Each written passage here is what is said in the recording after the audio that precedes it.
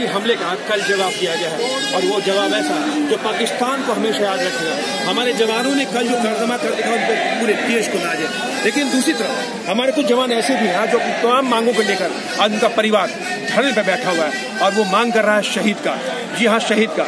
ये हम बात करेंगे वर्धा के महाराष्ट्र की, जहां पर करीब 13 जवान जो फायर डिपार्टमेंट के 13 जवान थे जो आग बुझाने के दौरान जिन्होंने अपनी शहादत दी थी, जिनके परिवार सिर्फ शहीद का दर्जा मांग रहे। हमारे रक्षा मंत्री ने इनको आश्वासन दिया था कि उनको शहीद का दर्जा दिया जाएगा, लेकिन 3 साल बीत जाने के बाद भी जब उनकी मांगे पूरी नहीं हुई तब जाके इन्होंने अब ये धरना देने का रास्ता अख्तियार किया। हमारे साथ कुछ ऐसी फैमिली मौजूद है जिनके साथ हम लोग बातचीत करेंगे, इनसे पूछेंगे क्या कि सरकार से जो उनको आश्वासन मिला था उसका क्या हुआ, क्या कहेंगे, क्या कहा था सरकार ने आपको, क्या आश्वासन दिया था? सरकार ने ये कहा था कि अगर BSF वालों को मिलता है तो DFN वालों को भी मिलेगा, लेकिन अभी तक 2 सालों से अभी तक कुछ भी कार्रवाई नहीं हुई है। हम लोगों को ये राष्ट्रपति मेडल मिला है, राष्ट्रपति सर्टिफिकेट भी मिला है, लेकिन वो भी सब आधा अधूरा है। उससे रिलेटेड बहुत सी सुविधाएं होती हैं, वो भी अभी तक हमें मिली नहीं है। और बाकी लोगों को मतलब जो इनमें से 6 लोग हैं उन लोगों को शहीद की जो दर्जा है, सुविधाएं हैं, वो सारी प्रदान हो चुकी है। तो हम कब तक और वेट करें, है ना, कब तक हम और इंतजार करें? उन लोगों हमारा भी ये हक बनता है, इन लोगों का भी हक बनता है। एक ही ऑपरेशन में दोनों ही लोग एक ही ऑपरेशन में कंधे से कंधा मिलाए हुए साथ खड़े थे और साथ ही शहीद हुए हैं। तो इन लोगों को भी बराबर का सम्मान मिलना चाहिए, शहीद का दर्जा मिलना चाहिए। आपने देखा होगा जम्मू कश्मीर में जो आत्मघाती हमला हुआ था इसमें तमाम जवान शहीद हुए थे। जवानों को लेकर सरकार ऐसा भेदभाव क्यों कर रही है? जवानों को लेकर भेदभाव कई बार ऐसा होता है कि जैसे military force and paramilitary forces से 2 अलग अलग हम डिवाइड कर लेते हैं, लेकिन एक बार सरकार ने भी ये बात सोचनी चाहिए कि मिलिट्री फोर्स, पैरामिलिट्री फोर्स दोनों की अगर एक जैसे ही काम है, दोनों की एक जैसी ही ड्यूटी है, तो हम ये भेदभाव क्यों करें? बिल्कुल, उनको भेदभाव नहीं करना चाहिए। एक तरफ तो सरकार बहुत बड़ी बड़ी बातें करती है जवानों को लेकर, अभी हमारे मोदी जी ने काफी कुछ किया है सैनिकों के लिए, तो लेकिन हमारे साथ ऐसा क्यों? हमारे साथ ऐसा अन्याय नहीं होना चाहिए। जो आपके पति थे, कैसे जो पूरा इंसिडेंट कैसे हुआ? देखिए, जो 21 मई 2016 में जो बॉस्फोर हुआ, वहाँ पे थोड़ी सी आग लगी थी, तो आग बुझाने के लिए जो फायर ब्रिगेड की गाड़ी है वो जानी पड़ती है। जैसे कि वो जो गए बुझाने तो एकदम से ब्लास्ट हो गया, तो इसमें 19 जन घायल हो गए, 19 जनों जो है वो शहीद हो गए। तो सरकार बोल रही थी कि सभी लोगों को सही समान दर्जा मिलेगा, सुविधाएं मिलेंगी, तो अभी तक सरकार की जो बोली थी वैसे अभी तक कोई सुविधाएं नहीं मिली। तो कोई नौकरी की पेशकश की गई आपकी फैमिली में से, या कुछ ऐसी सुविधा देने की बात कही गई थी आपको? जैसे कि देवेंद्र फडणवीस मुख्यमंत्री है, उन्होंने बोला था कि 6 महीने तक आपको ड्यूटी मिलेंगी, जो शहीद की फैसिलिटी है वो मिलेंगी।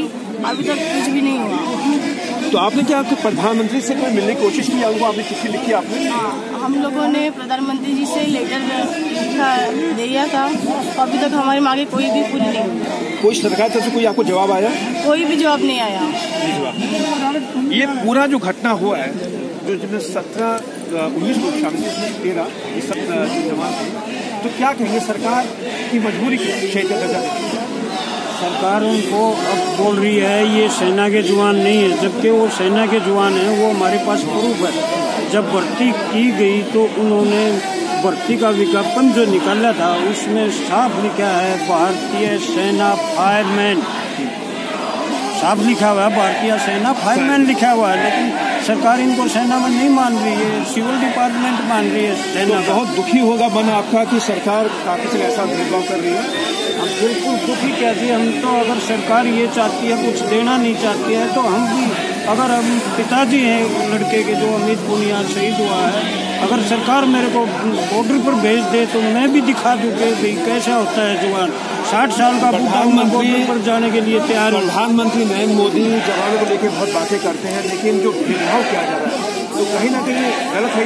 बिल्कुल गलत है, इतना भेदभाव नहीं होना चाहिए। अब ये तो भेदभाव होना ही नहीं चाहिए था। जब एक साथ कार्रवाई करते हुए एक ही जो हादसा हुआ, एक ही जो मिशन एक ही था, जो जितने भी जवान इसमें से कोई सिविलियन आदमी भी होता है तो उसको भी मानवता के आधार पर उसको भी वही फैसिलिटी का अधिकार होना चाहिए। ये जो तमाम जो आपको राष्ट्रपति से मेडल मिला हुआ है, राष्ट्रपति का आपको वीरता पुरस्कार मिला हुआ है, तो क्या सोचा आप लोगों ने कि सरकार ने आपकी बातें नहीं सुनी, नहीं मानी, तो क्या करेंगे? प्रदर्शन क्या होगा आप लोगों का? अगर सरकार ने हमारी बातें और हमारे जो मेरे जो फादर थे जयललिता बीबी बाकरे अगर नहीं दिए तो हम पूरे लोग मिलकर उनका सम्मान हम वापस कर देंगे सरकार को। राष्ट्रपति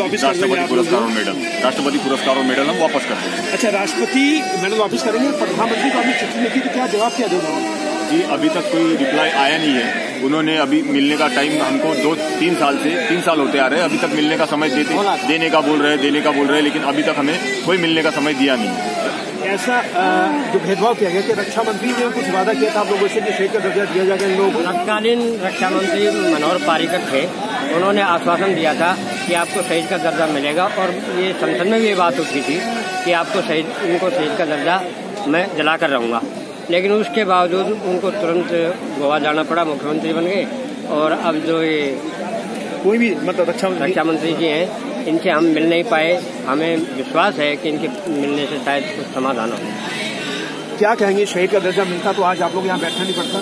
नहीं बैठे। आज हमें शहीद का दर्जा मिल जाता तो हमें यहाँ नहीं बैठना पड़ता, हमें यहाँ आती क्यों, सब हमारी सुविधा मिल जाती तो हमें यहाँ आने नहीं पड़ता। हमारे साथ यहाँ अन्याय हुआ इसलिए तो हमें आना ही पड़ेगा। बेटा, क्या कहोगी प्रधानमंत्री मोदी जी को जो सेना को लेकर बात कहते हैं, सेनाओं के लिए शहादत को बहुत सलाम करते हैं, क्या कहोगी आप? मैं मोदी जी से बात करूंगी कि डीएससी को आपने दे दिया, डीएससी और डीएससी दोनों सेम काम कर रहे थे, सेम काम करते हैं शहीद हुए, उनको दे दिया तो हमको क्यों नहीं? और वो भी बोलते रहे कि मिलेगा सबको मिलेगा। जब भी जाते हैं तो हमको यही बताया, तो फिर ऐसा बोल के ऐसा कैसे किया उन्होंने? देना चाहिए, उनको दे रहे ना, डीएससी वालों को मिल रहा है तो डीएफएस वालों को मिलना ही चाहिए, क्योंकि ड्यूटी तो सेम है ना, यूनिफॉर्म पहन के जाते, टोपी बैट सब रहता उनका, तो फिर देना चाहिए। आप सभी का बहुत धन्यवाद। ये तमाम फैमिली है जो आज यहाँ पे इकट्ठा हुई है जंतर मंतर अपनी मांगों को लेकर। ये फायर डिपार्टमेंट के सेना के जवान थे जिनकी शहादत हुई थी, एक दुर्घटना में मारे गए थे। इनकी मांग थी कि शहीद का दर्जा दिया जाएगा। जो तत्कालीन रक्षा मंत्री थे मनोहर पर्रिकर, उन्होंने वादा किया था कि उनको शहीद का दर्जा दिया जाएगा, लेकिन उनके हटने के बाद वो वादा भी भूल गए। आज अपनी मांगों को लेकर इनका कहना है कि सरकार ने उनकी मांगे नहीं सुनी, उनकी बात नहीं सुनी, तो जो मेडल है इनके हाथ में और जो राष्ट्रपति का जो वीरता पदक है, ये राष्ट्रपति को जाके शासन वापस कर देंगे कि हमको ये नहीं चाहिए, हमको शहीद का दर्जा चाहिए। हमको जो शहीद का दर्जा इसलिए चाहिए क्योंकि आपने कहा था उस वादे पूरा करें। अगर सरकार नहीं करती है तब जाके ये फैसला उठाएंगे। कैंप के साथ सुरेश न्यूज़।